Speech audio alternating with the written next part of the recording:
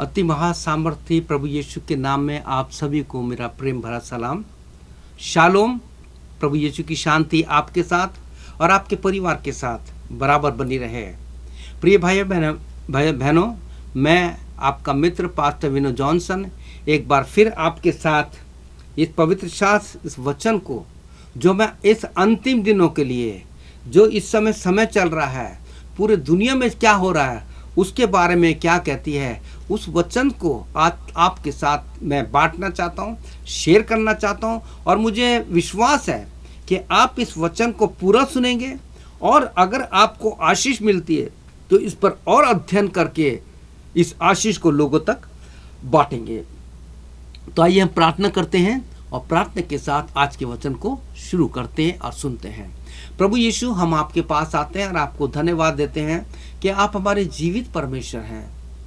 आप प्रभु यीशु मसीह अपनी पवित्र आत्मा के द्वारा हमें सामर्थ देते हैं, बुद्धि ज्ञान देते हैं कि ताकि तेरे वचन को समझें और लोगों को समझाएं, क्योंकि दिन बुरे हैं।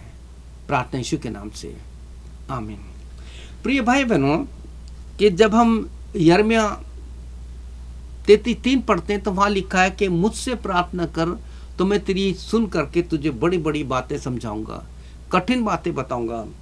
और प्रिय भाई बहनों, व्यवस्था विवरण उसका 29 चैप्टर 29 वर्ष, तो वहां पे ये लिखा जो बातें गुप्त थी ना, उसके लिए प्रभु कहता है कि जो गुप्त है उन पर ढूंढने की कोशिश मत कर, लेकिन जो खोल दी गई हैं, जो वचन में है, उन पर ध्यान दे, पढ़ और उससे आशीष पा। अपने आप को बुरे संसार से बचा और लोगों को प्रभु यीशु मसीह के आगमन के लिए तैयार कर।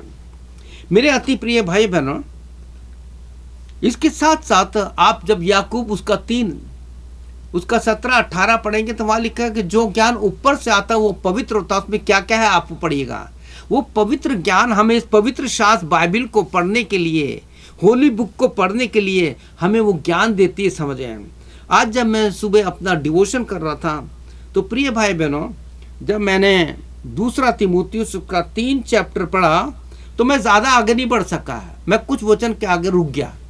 आप भी बाइबल में आप इस चैप्टर को पढ़िए, दूसरा तीमुथी, 2 तीमुथी चैप्टर 3। तो यहाँ पे इस अंतिम दिनों के लिए, इस संसार में जो कुछ हो रहा है, पूरी दुनिया में, इस दुनिया में क्या हो रहा है, रिलेशन खत्म होते जा रहे हैं। प्रिय भाई बहनों, मैं क्या बताऊं आपको, आप मेरे से ज्यादा जानते हो कि इस दुनिया में क्या हो रहा है, हमारे देश भारत में क्या हो रहा है। छोटी छोटी बच्चियां भी बिल्कुल सेव नहीं है, कोई भी सेव नहीं है, हर दिन मार काट हो रही है। और यही बात आज पूरे जिस देश में मैं रहता हूं, जिस संसार की आज हम न्यूज़ देखते हैं, सब जगह ऐसा लिखा हुआ है। और इसीलिए पौलुस ने अंतिम दिनों के लिए जो बात इस 3rd चैप्टर में कही है, दूसरा तीमुथियुस के लिए, उसमें से कुछ एक बात आपके लिए, अपने लिए समझने और समझाने के लिए लेके आए हूं कि हम इसे समझें, समझाएं, ताकि हम प्रभु यीशु के लिए खड़े हो जाएं। तो यहां लिखा है, पहले वचन से पढ़ूंगा, कुछ एक वचन पढ़ के बस इसको एक्सप्लेन करूंगा मैं। वैसे तो आप सब जानते हैं कि दुनिया में क्या हो रहा है, पर ये जान रख, और फिर ये कहा, पर ये स्मरण रख कि अंतिम दिनों में कठिन समय आएंगे। कठिन समय क्या है? कठिन समय आप क्या समझते हैं? कठिन समय से चर्चेस पे हमले हो रहे हैं, लोग चर्च के अंदर घुस जाते हैं, तोड़फोड़ करते हैं, प्रभु के सेवकों को मार देते हैं। ना केवल मसीह समाज में, परंतु गरीब लोगों को मारा जाता है, उनकी कॉलोनी की कॉलोनी उजाड़ दी जाती है, उनकी बेटियों को उठा के लिए जाता है। ये कठिन समय है। प्रिय भाई बहनों, कठिन समय ये नहीं है, लेकिन पौलुस ने जिस कठिन समय का अर्थ बताया, जिसके कारण ये सारी बातें हो रही हैं, क्योंकि मनुष्य का जो विवेक है ना, आज इंसान का विवेक, उसका ज़मीर मर चुका है, अंधे हो चुके हैं, अंधभक्त बन चुके हैं। सभी रिलीजन में, क्रिश्चियन में भी है, प्रभु के सेवकों में भी है। बहुत से सेवक लोगों ने इतना अंधविश्वास फैला दिया है कि आप सब जानते हैं कि क्या क्या न्यूज़ हो रही है। हीलिंग के नाम पे इन सारी बातों को किया जाता है और सारे इन बातों के द्वारा प्रभु यीशु कहता है तुम्हारे चाल चलन के कारण, तुम्हारे इन बातों के द्वारा परमेश्वर की निंदा होती है। तो कठिन समय क्या है और कैसे होते हैं, यह लिखा है दूसरे वचन में, क्योंकि मनुष्य स्वार्थी, लोभी, डींगमार, अभिमानी, निंदक, माता पिता की आज्ञा टालने वाले, कृतज्ञ, अपवित्र, दया रहित, क्षमा रहित, दोष लगाने वाले। प्रिय भाई, मैंने पिछले दिनों एक रिकॉर्ड किया है कि दोष कौन लगाता है, दोष लगाने का काम किसका है। तो आपको बहुत अच्छा लगेगा जब आप प्रकाशित वाक्य उसका 12-10 पढ़ेंगे, तो वो लिखा है कि वो दुष्ट जो है भाइयों पर, बहनों पर, पति और पत्नी पर दोष लगाता। आप वो वचन जरूर सुनिएगा यूट्यूब पे जाकर के या फेसबुक पर जाकर के, जब अपलोड किया जाएगा तो वहाँ लिखा कि दोष लगाने वाले।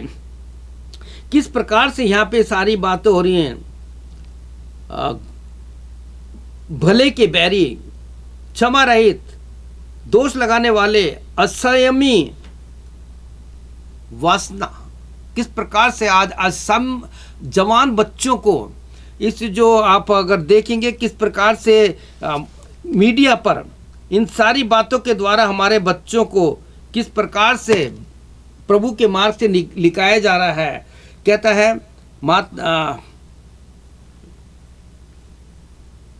माता पिता की आज्ञा न मानने वाले, कृतज्ञ, अपवित्र, दया रहित, क्षमा रहित, दोष लगाने वाले, असंयमी, कठोर, भले के बैरी, विश्वासघाती, ढीठ, घमंडी और परमेश्वर के नहीं परंतु सुख विलास के चाहने वाले होंगे।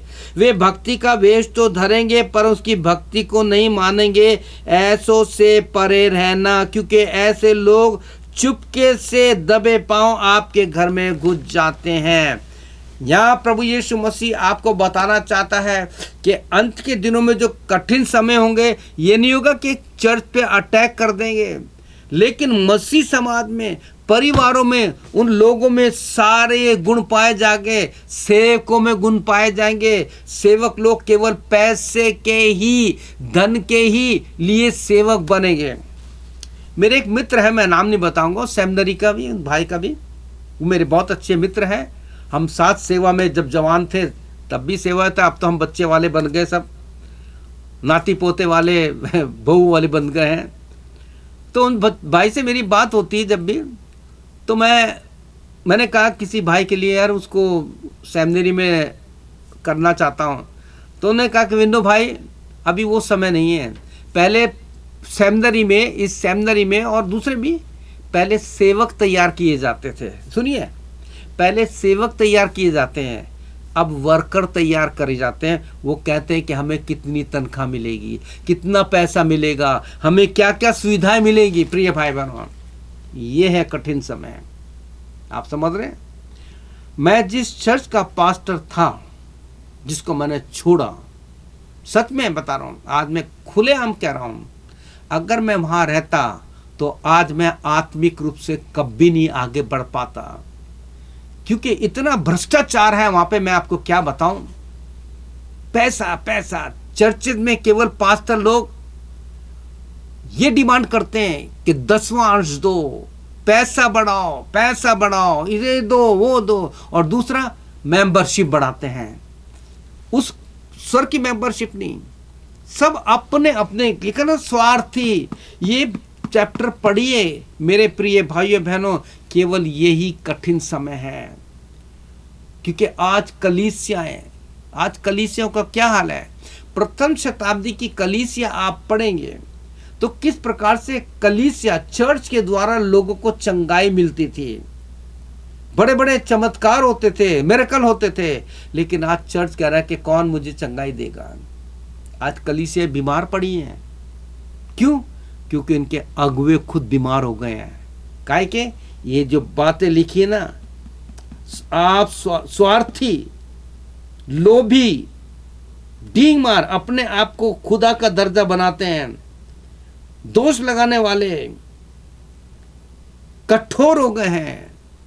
आत्मा जीतने वाले ने मेरे प्रिय भाई बहनों, मैं जानता हूं कि जो मेरे मित्र जो आज उस चर्च के उस कॉन्फ्रेंस में पास्टर हैं, मेरे पास उनके फ़ोन भी आते हैं। वो सारी बात बताते हैं कि हम क्या बताएं, केवल ऐशो आराम में पैसा खर्च किया जाता है। मेरे अति प्रिय भाई बहनों, प्रभु एक एक बात का न्याय करेगा। मैं हर एक सेवक से कहना चाहता हूँ, हर पति पत्नी से कहना चाहता हूँ, हर मसीह समाज के लोगों से कहना चाहता हूँ, सावधान। You all are, I am too, we are countable. One day we have to stand before God, before Jesus Christ for the final judgement. मेरे अति प्रिय भाई बहनों, हमें बाहर से नहीं, अंदर से अपने आप को शुद्ध करना है। प्रभु यीशु मसीह अपने लहू से द्वार कर, by the blood of Jesus Christ, he is willing to justify you. आपको धर्मी बनाना चाहता है, आपको शुद्ध करना चाहता है, आपके विवेक को शुद्ध करना चाहता है। आपके और हमारे अंदर जो फिलिप्पी 2:5 में लिखा है कि let this mind be in you which was also Jesus Christ. जैसे यीशु मसीह का स्वभाव था वैसा तुम्हारा भी हो। तो ये जितने भी कठिन समय की बातें बताई हैं, इसमें कितनी सारी लिखी हैं, आप पढ़िए, एक एक को गिनिए और देखिए कि क्या मेरे चर्च के अगुवे में, मेरे पास्टर के जीवन में ये बात तो नहीं है। अगर है तो उनसे कहिए कि पास्टर मैं आपके लिए प्रार्थना करना चाहता हूँ। आप जाइए, अभी ये समय आ गया है कि हमें प्रभु यीशु के सेवकों को संभालना है। कल मैं न्यूज़ सुन रहा था किस प्रकार से पंजाब के पास्टर को, किस प्रकार से, उसके बारे में तो बहुत कुछ सुनते हैं, मैंने भी बहुत सुना है, लेकिन मैं दोष नहीं लगाता। वो अनजान है, बस उसके अंदर यही सारी गलतियां थी, इसके कारण वो भटक गया। मेरे को ये बताइए, प्रभु यीशु ने आपको अपने लहू से खरीद करके क्या कहा था, मैं तेरे लिए लहू बहा रहा हूं, कितना पैसा दे दे। प्रिय भाई बहनों, आपको किसी पास्टर के पास जाके प्रार्थना करने की जरूरत नहीं है। मत बोलिए कि मेरे लिए प्रार्थना करो। अपना संबंध प्रभु यीशु से बनाइए। पहले तो आप प्रभु यीशु मसीह के उस वचन को, जहां लिखा है कि जितनों ने प्रभु यीशु मसीह को अपने जीवन में व्यक्तिगत उद्धारकर्ता ग्रहण किया है, उसने उन्हें अपनी संतान होने का अधिकार दिया है। आप प्रभु यीशु के बेटे और बेटियां बन जाइए। क्या ऐसा हो सकता है कि मेरी बेटी मेरे पास आए और कहे पापा मुझे ये चाहिए, तो क्या मैं नहीं दूंगा? अरे जब आप प्रभु यीशु के बेटे और बेटी बन जाएंगे, और जितनी बातें इसमें काउंट कीजिए कितना लिखा है, जब ये सारी खत्म हो जाएगी तो क्या प्रभु यीशु मसीह आपकी प्रार्थना सुन करके आपको नहीं देगा? कभी कभी हमारी चंगाई इसलिए नहीं मिलती है कि हम फोन पे प्रभु यीशु की बातों के अलावा माफ करना, बुराई ज्यादा करते हैं। मैं अक्सर कहता हूं, ये मेरा व्यक्तिगत अनुभव है और मैं करता हूं। ये मेरा जो स्टूडियो भी है, मेरा ऑफिस भी है, यहाँ बैठ के मैं प्रार्थना भी करता हूँ, मैसेज तैयार करता हूँ, लिखता हूँ, गाने भी गाता हूँ, और ज़्यादा समय यहाँ पे मैं प्रभु यीशु के साथ बिताता हूँ। मेरी प्रेयर मीटिंग होती है, मैं यहीं बैठ करके अटेंड करता हूँ मैं। और मैं अक्सर कहता हूँ, जब आप 2 या 3 लोगों से बात करते हैं तो आपकी बातों का विषय यीशु मसीह होना चाहिए, परमेश्वर का वचन होना चाहिए। आप मरकुस का 16 अध्याय पढ़िए। जब सुबह सुबह स्त्रियां प्रभु यीशु की कब्र पर जा रही थी तो उनका बातों का विषय क्या था कि कब्र पर से पत्थर कौन उठाएगा।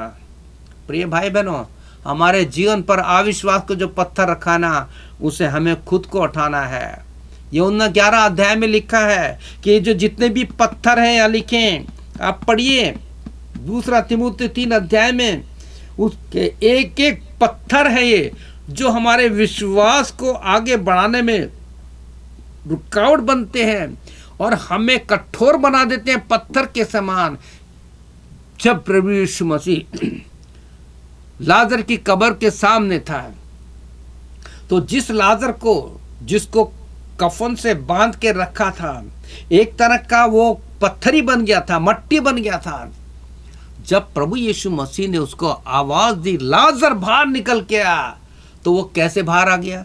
तो क्या प्रभु यीशु ये नहीं कह सकता था, पत्थर तू यहां से हट जा क्योंकि मुझे मेरे मित्र को जिंदा करना है? लेकिन यीशु ने क्या कहा?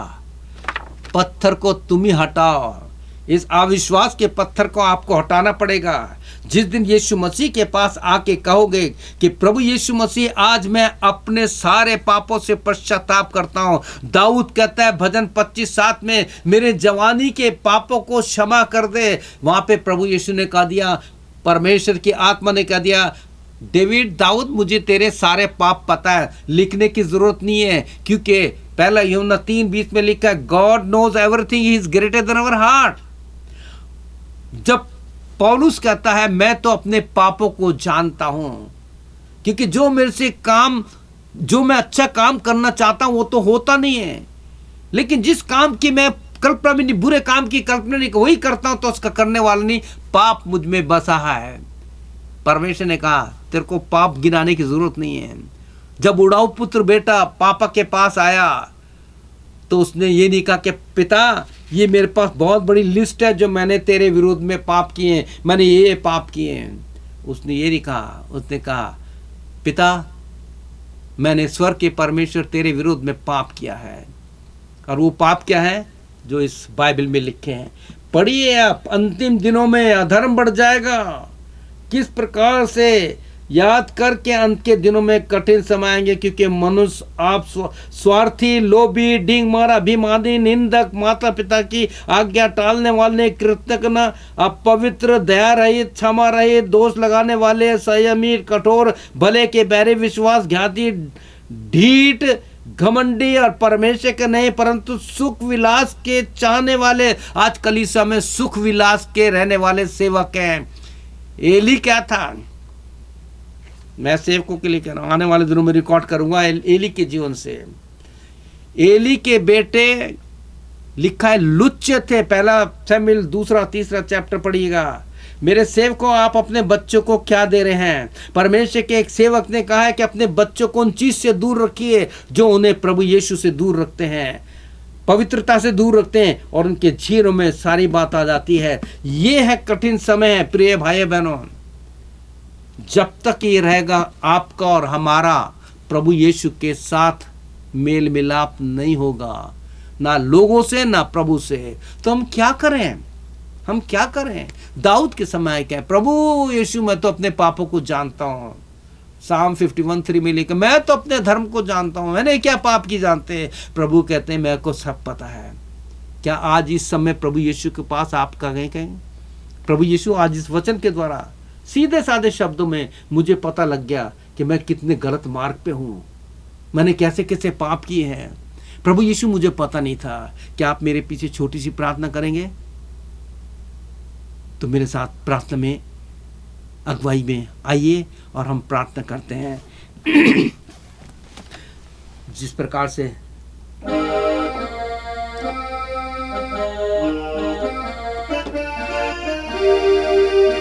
सुनो आज तुमसे कोई कह रहा है, चले आओ तुम जो गुनाह में दबे हो, उतारूंगा कांधे से मैं बोझ सारा, तुम्हें दूंगा आराम तुम जो थके हो। प्रभु यीशु कह रहे हैं, मेरे बेटे मेरे बेटी है, अपने पाप का बोझ मेरे पास लेके आ जा।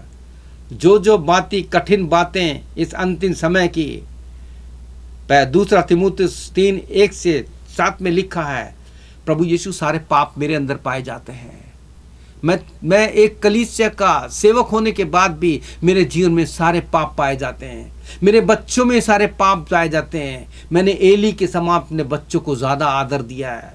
प्रभु यीशु मसीह, आज मैं तेरे पास आता हूं या आती हूं, मेरे पापों को क्षमा कर, अपने लहू से धो के मुझे प्रभु शुद्ध और पवित्र कर दे। आज मैं बड़े बोझ के साथ, टूटे मन से तेरे पास आया हूं, आई हूं। प्रभु यीशु मेरे पापों को क्षमा कर दे, प्लीज मेरे पापों को क्षमा कर दे। मेरे सारे पाप तू जानता है, मेरे जवानी के पापों को जानता है। मैंने अपनी पत्नी को धोखा दिया, मैंने अपने पति को धोखा दिया, मैंने अपने मम्मी पापा को धोखा दिया। प्रभु यीशु तूने सब देखा है, जब कोई नहीं था, जो पाप मैंने किए हैं वो तूने देखे हैं पिताजी। प्रभु यीशु मुझे माफ कर दे। आज मैं आपके सामने विनती करता हूं प्रभु यीशु मसीह, मेरी सहायता करके आज तेरे वचन को उठाता हूं, इसे पढ़ूंगा, जो कुछ ये कहता है उसके अनुसार करूंगा या करूंगी। दिन बुरे हैं प्रभु यीशु, आज मुझे पता लग गया कठिन समय क्या है। वो कठिन समय मेरे द्वारा है, ये गंदगी मेरे अंदर है। प्रभु यीशु मुझे क्षमा कर, मुझे क्षमा कर। धन्यवाद तूने मेरे पापों को क्षमा किया। प्रार्थना यीशु के नाम से, आमीन। प्रिय भाई बहनों, ये सीधे साधे शब्दों में आपने कई बार पढ़ा होगा, लेकिन आज प्रभु यीशु ने आपको बता दिया। आपको अपने पाप गिनाने की जरूरत नहीं है, प्रभु यीशु को साफ पता है। बचने कहिए रोज रोज, प्रभु मुझे क्षमा कर, मैं पापी हूँ, आज मुझसे ये गलती हो गई है, मैंने अपनी पत्नी से गलती की, अपने पति से गलती की, बच्चों से गलती की, प्रभु यीशु मुझे क्षमा कर। मैंने अपने पास्टर के विरोध में पाप किया है, पास्टर से, प्रभु के सेवक आप बोलो, जो कलीसिया तूने मुझको दी थी मैंने उसके विरोध में काम किया है। प्रभु यीशु आपको आशीष दे।